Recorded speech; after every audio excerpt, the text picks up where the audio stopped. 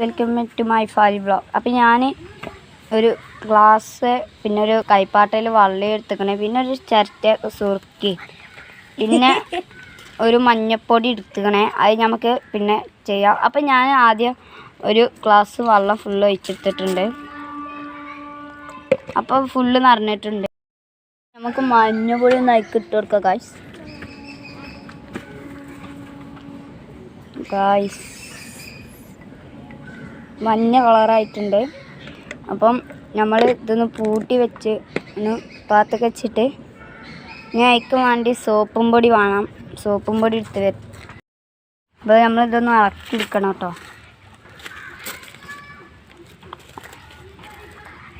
അപ്പോൾ ഗായ്സ് ചുവപ്പ് കളറായിട്ടുണ്ട്. അതിക്കും വേണ്ടി നമ്മളൊരു സുറുക്കെടുത്ത് വെച്ച് കൊടുക്കാം.